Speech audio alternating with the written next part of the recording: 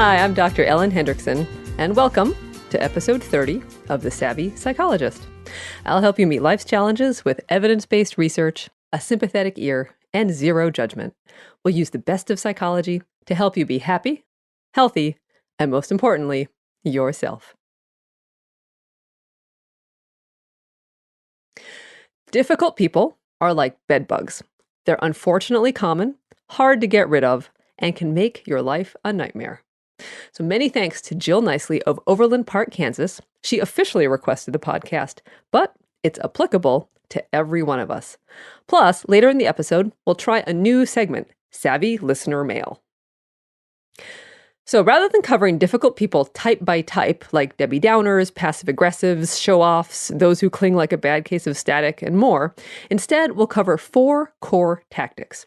So when leaving a horse's head in the bed isn't an option, try one of these 4 things: approach, confront, acquiesce, or avoid.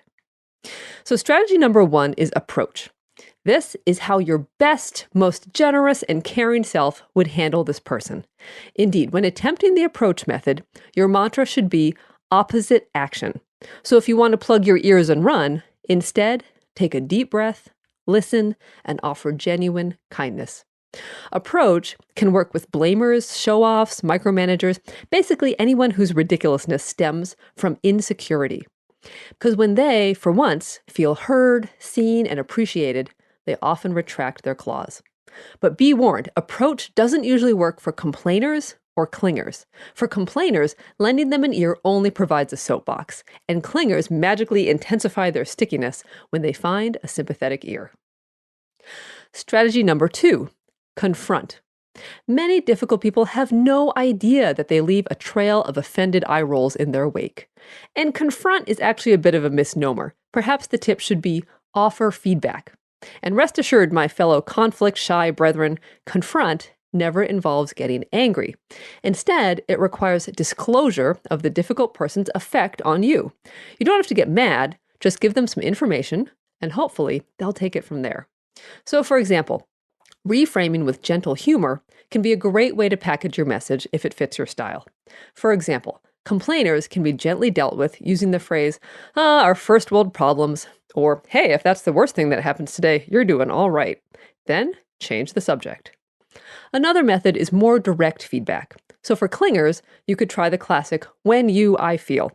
For example, I should probably let you know that when you text me every half hour in all caps asking, where are you, I feel smothered and it makes me not want to answer you. Likewise, for micromanagers, you could say, I can tell this birthday party is really important to you, and when you rearrange everything I've set up, it makes me feel redundant. How can we do this better together? Direct feedback can also work for passive-aggressives who superficially agree to do something, but then show up late or do their job badly to retaliate. When you get annoyed, they say, why are you mad at me? There was traffic, or this was your idea. So offer some gentle instruction to stop the passive vicious cycle. You know, it's okay to tell me at the outset you don't want to do this. It won't offend me, and next time we can choose something we both want to do. Bullies, however, are their own special case and require a variation on confrontation. Bullies can smell fear, and they are looking for an emotional response. So it's important not to share secrets, try for empathy, or reveal how much you've been hurt. When you, I feel, does not work with bullies. They'll be glad to have upset you. So first, put on your best poker face. Blank is what you're going for. You don't want to start a fight or break down weeping. Again, they're going for an effect. Next, confronting a bully doesn't have to mean causing a scene. Simply try ignoring the bully, responding with a non-committal monotone phrase like over and over again, or agree with what they say to show they're having no effect, e.g., you're a loser, hey, thank you. Bullies only go where they can push buttons. When you show them you're untouchable, they will escalate at first, but when they realize their taunts are ineffective, they'll leave you alone. Strategy number 3, acquiesce. This is another way of saying pick your battles. This strategy is only an option if the situation is temporary or not worth engaging in. Acquiescing will get you through the wedding reception where you're seated next to a complainer, show-off, motor mouth, or Debbie Downer. Go along to get along. But don't use this strategy for longer than an hour or so in total. Misery doesn't love company. Misery loves miserable company. So it's important not to stay in it so long that you get sucked into wallowing along with them. Strategy number 4, avoid. In the context of your personal fears and insecurities, I usually discourage avoidance. But avoidance of difficult people isn't bad if it's for your own safety. Try some of the other 3 approaches first, but if all else fails, sometimes a little distance is a smart thing. If it's for your own protection and not a tool to hurt feelings, you can avoid eye contact or choose a faraway seat. But always be respectful. Don't lie about your plans. Don't giggle to your friends when the difficult person walks away. This is not middle school. And when turning down a request or invitation, you can say, "Thanks, but it's just not my style," or "Thanks for thinking of me, but I really think I'm not the best match." Now, how to take care of yourself after dealing with a difficult person. Number 1, remember that it's not your fault. It's the difficult person who's behaving inappropriately, and you don't have control over how they act. Number 2, allow yourself some time to recover. After Debbie Downer's rain cloud has passed over your cubicle, I give you full permission to treat yourself to a few minutes of cyberloafing or a quick power walk around the building to shake it off. With the more intense encounter, turn it into a journal entry, use a friend as a sounding board, or turn the music up extra loud next time you exercise and pound out your angst. Number 3, get support. Specifically for bullies, another tactic is to bring in an ally. So for your child, bring in competent school administrators, or at work, a rock-solid buddy. Document everything. Stop short of simply outsourcing to authorities and then crossing your fingers. With this, you give up control and things may spiral or disappoint. So instead, work with the higher-ups and always make a logical argument. The bully is costing the workplace time and money and is trashing morale. Do not make it a moral or emotional issue, which sadly causes you to lose your credibility. Number 4, crank your compassion. Feel sorry for them. The blamers, show-offs, passive-aggressives, and heck, almost all difficult people of the world are, in general, pretty miserable. You don't have to save them, but you can feel for them. And number 5, know that most people are on your side. If you, as a reasonable person, are having trouble with a difficult person, know that others probably are too. You are not alone. So now let's debut a new occasional segment. This is Savvy Listener Mail.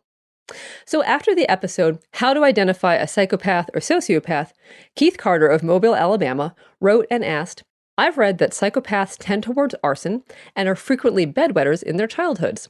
Any truth to this?" Keith, this is a great question because it addresses an urban myth so persistent it even got on Law & Order SVU. The answer is both yes and no.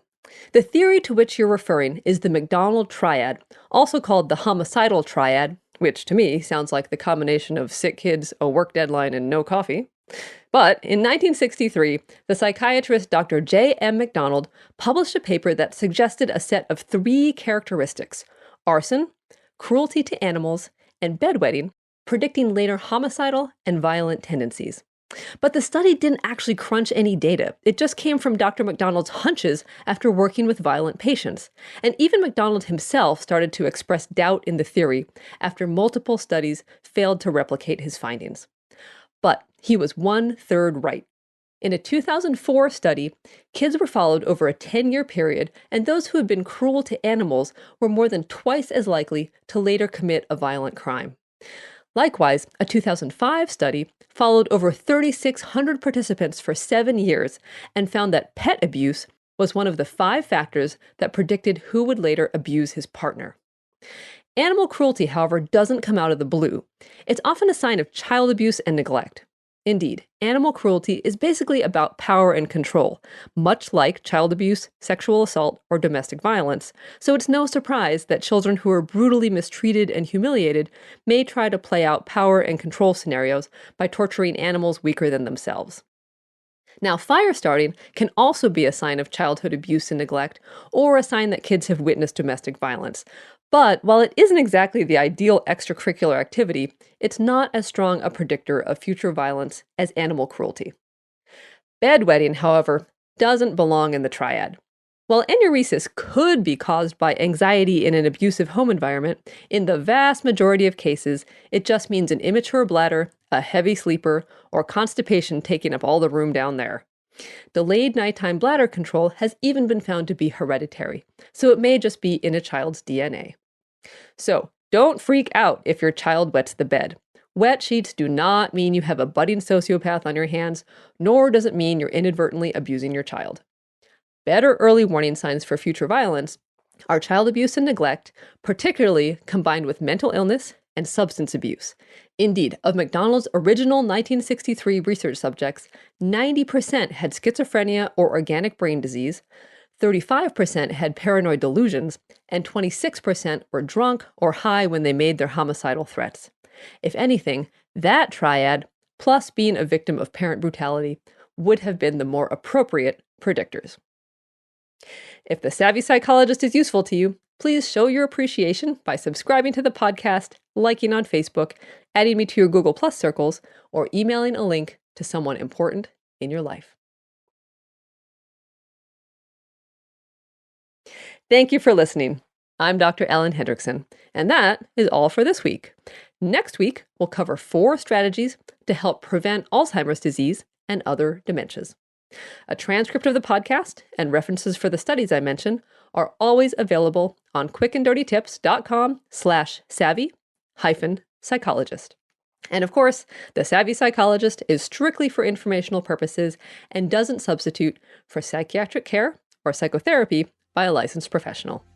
Thank you for listening, and I'll see you next week for a happier, healthier mind.